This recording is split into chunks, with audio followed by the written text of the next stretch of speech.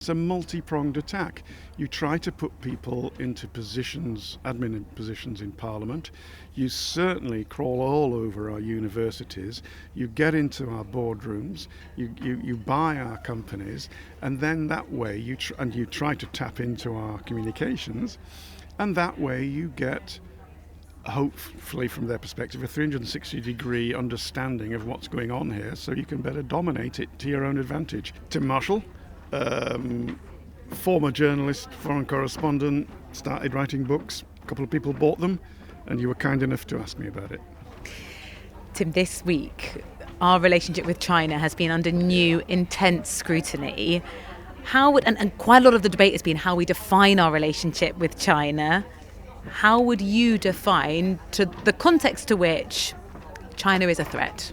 Well, it's certainly a threat. I understand why the politicians struggle with it so much, because if you actually define it in certain ways, there are actually sort of legal ramifications to that about what you can and can't do. So that's why they're dancing around on the head of a pin. But I think China is definitely a threat. It's not a military threat to us. We're not about to see the People's Liberation Army advancing, down from through Scotland down into England or whatever. But it's a threat in that it seeks to dominate us economically, and it has wheedled its way very successfully into some of our institutions. They tried to get into the nuclear industry. They have bought some of our computing companies, notably, according to Dominic Cummings, one that actually deals with government material, which is insane. They're deep inside our universities because they understand very well about the long march through the institutions. And by doing this, and they're doing it throughout Europe, and they're very successful in places like Hungary and Serbia and elsewhere. So in that sense, they're a threat, but militarily, no. How do you then combat that threat and do what the UK government appear to be doing, which is to keep the relationship sweet enough that financially both countries can actually gain? There's the balance, and this is why, although I think the politicians, some of them are asleep at the wheel and some of them are awake at the wheel. But who's asleep at the wheel? The politicians of the current government and the previous governments. Some of them just asleep at the wheel, some of them aware all this has been going on, and forgive me for going back to the universities, but I find it particularly annoying that some of the politicians don't seem to understand the other reasons why the Chinese invest in our universities. Anyway, so if you do define them actually as an enemy, it's quite problematic trading with your enemy. The Soviets, it wasn't a problem, because the Soviets made tractors that we didn't want to buy, and there wasn't much else. The Chinese make everything we want to buy, pretty much. So there is this balance. But I just think when it comes to things like national security, you have to err on the side of caution, and we have not. The national security policy not makers. The people inside national security have been telling the politicians for all of this century that this is happening, and have often been ignored. And there are battles coming up.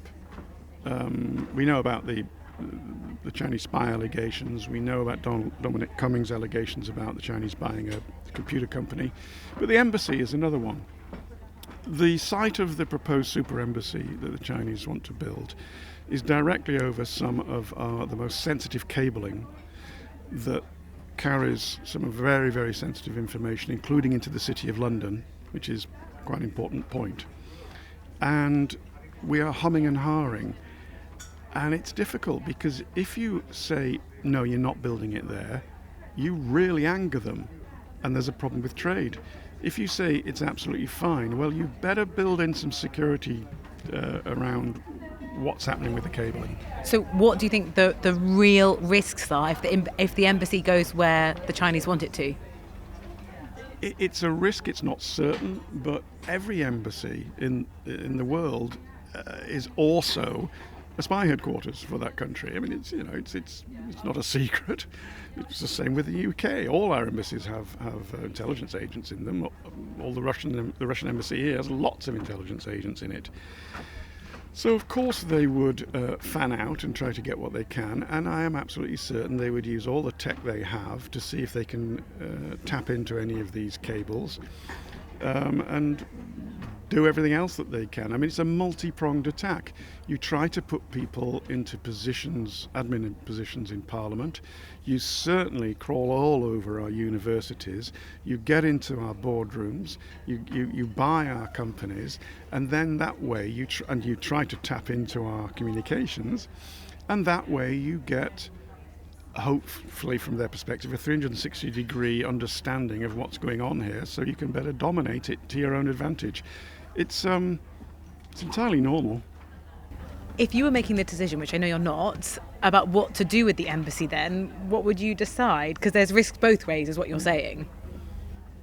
I would err on the side of caution, and I would do a little bit of kowtowing if that was necessary, and try to placate and try to give some sweeteners.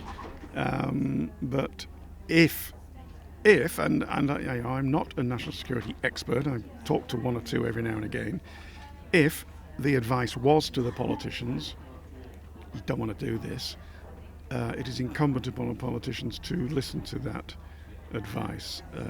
And if they don't, and it comes out in years to come there's been a problem, we know who's culpable. The other thing I want to ask you about, tomorrow we're going to see at the White House a meeting between President Trump and Volodymyr Zelensky. In his best suit. Probably, actually, yes. Zelensky maybe learnt that softening up Donald Trump does help smooth relations. Sure thing. What do you think is the most optimistic outcome we could hope from that meeting? Oh, here's 500 Tomahawk missiles. Vlad, my new best friend. I think it's going to be a lot more difficult and complicated than that. But you're right to make the point about him learning the lesson. I said to your colleague Hugo Rifkind earlier that this week I renamed Sharm el-Sheikh Smarm el-Sheikh, because the degree of smarming that was going on at Sharm was off the scale, with just people praising Trump to the hilt. And they know they're doing it, and they know it's a bit embarrassing, but they know he laps it up and it helps. And I've noticed Zelensky since that terrible first meeting, which I thought was a disgrace, the bullying that went on. He has learned. He is, I wouldn't say he's obsequious, but you can't turn a corner for seeing him saying thank you to the United States. So he'll show up, best behaviour. What he wants is the Tomahawk missiles. It's more complicated than that Trump doesn't give things away. You either have to get money to buy them, or he has to bully the Europeans into providing versions of them, which again America gets some money for, because there's been a lot of talk about game changers in the Ukraine war. None of them have particularly been game changers, but if they got masses of Tomahawks, that would seriously change some of the aspects of how the war would develop, and therefore how fast we might get to a peace. That would be the best case scenario tomorrow. What do you think is the likely one? I think there'll be an advancement towards that scenario. I can't see him just saying, blank check, take as many Tomahawks as you like, because the Americans, they've got a finite amount of these things, and they might, God forbid, they might need them for themselves. So I think we might see some progress on advancing Tomahawks to Ukraine. And if anyone is unsure about why they're so important, this would allow you to strike deep behind Russian front lines, deep behind, to the supply chains, to the transport routes, to the refineries which fuel the war machine. With ranges that they don't have at the moment, and range and accuracy, it will be a bit of a change. Tim, thank you Thank you, Rosie. much.